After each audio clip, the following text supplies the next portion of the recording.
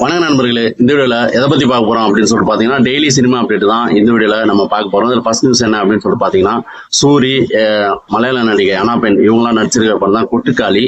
PS Vinodraj direction பண்ணிருக்கிற இந்த படம் வருகிற ஆகஸ்ட் 23 ரிலீஸ் ஆகும்னு சொல்லிட்டு அறிவிச்சிருக்காங்க. இந்த படத்தை சிவகார்த்திகேயன் அவர்கள் தயாரிச்சிருக்கிறாரு. ஸோ அவரே இந்த அப்டேட் வந்து கொடுத்திருக்கிறாரு அப்படின்னு சொல்லிட்டு சொல்லலாம்.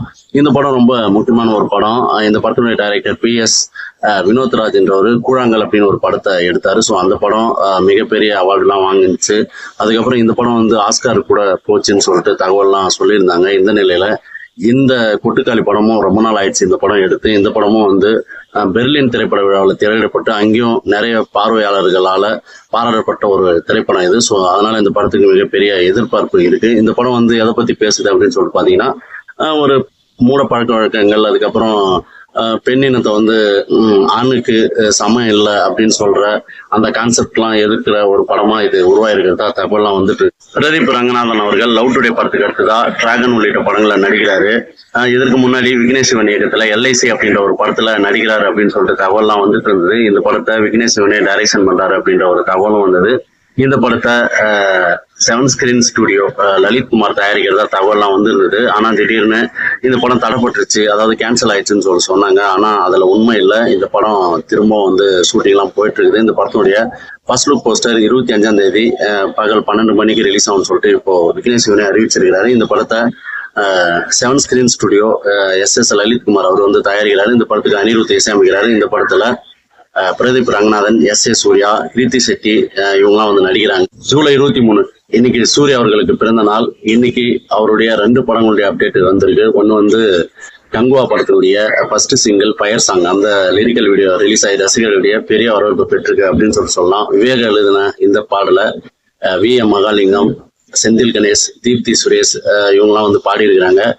இந்த பாடலுக்கு பிரேம் ரக்ஷித் அவர் தான் வந்து நடனம் அமைச்சிருக்கிறாரு. இவர் வந்து யாருன்னு சொல்லிட்டு தெரியும், நாட்டு சாங்கு அந்த பாடலுக்கு நடனம் அமைச்சவர் தான் இவரு. ஸோ இந்த பாடல் கேட்கறதுக்கே ரொம்ப தீயா இருந்தது அப்படின்னு சொல்லலாம். இந்த ஃபயருக்கு ஏற்ற மாதிரி ரொம்ப ஃபயரா இருந்தது.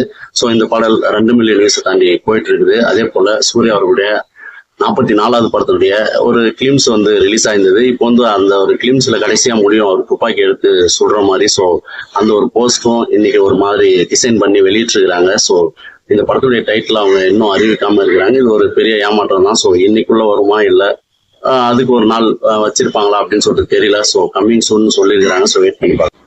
அஜய் நானமுத்து இயக்கத்துல அருள்நிதி நடிப்புல 2015 வெளியே வந்த படம் தான் டிமாண்டி காலனி. இந்த படம் டார்க் பேய் படம். ஸோ இந்த படம் எல்லாருக்குமே அப்போ பிடிச்சிருந்தது. அதுக்கு அடுத்ததான் அஜய் நானமுத்து விக்ரம் வச்சு கோப்ரா அப்படின்னு ஒரு படத்தை எடுத்தாரு. ஸோ விக்ரம் அவர்கள் 2 கேரக்டர்ல நடிச்சிருந்தாரு. ஸோ இந்த படம் வந்து ஃபெயிலர். இதற்கு அடுத்துதான் மீண்டும் வந்து அஜய் நானமுத்து அருள்நிதியை வச்சு இப்போ டிமாண்டி காலனி 2 இந்த படத்தை எடுத்திருக்கிறாரு. இந்த படம் சீக்கிரத்துல ரிலீஸ் ஆக போகுது. ரெட் ஜெயின் மூவிஸ் தான் அந்த படத்தை வாங்கி வெளியிட போறாங்க. ஸோ இதை வந்து அபிஷியலா அவங்களே அறிவிச்சிருக்காங்க. இந்த நிலையில இந்த படத்துடைய ட்ரெய்லர் நாளை மாலை 5/1 ரிலீஸ் ஆகும்னு சொல்லிட்டு இப்போ அறிவிச்சிருக்காங்க. இந்த படத்துல அருள்நிதி, பிரியா பவானி சங்கர், மீனாட்சி இன்னும் நிறைய பேர் வந்து நடிச்சிருக்கிறாங்க. அஜய் நானமுத்து இந்த படத்தை டைரக்ஷன் பண்ணியிருக்கிறாரு. ஸோ ட்ரெய்லர் எப்படி இருக்குது அப்படின்னு சொல்லிட்டு நாளைக்கு நம்ம வெயிட் பண்ணி பார்க்கலாம். ஃபர்ஸ்ட் பார்ட் போல இந்த படமும் வந்து வெற்றி பெறுமா அப்படின்றத நம்ம வெயிட் பண்ணி தான் பார்க்கலாம். தனுஷ் அவர்களுடைய 50வது படம் தான் ராயன். இந்த படத்துல தனுஷ், துஷாரா விஜயன், சந்தீப் கிசான், அபர்ணா பாலமுரளி, பிரகாஷ் ராஜ் இன்னும் நிறைய பேர் நடிச்சிருக்கிறாங்க. இந்த படத்தை தனுஷ் அவர்களே டைரக்ஷன் பண்ணியிருக்கிறாரு. இந்த படம் வருகிற ஜூலை 26 வருகிற வெள்ளிக்கிழமை ரிலீஸ் ஆக போகுது.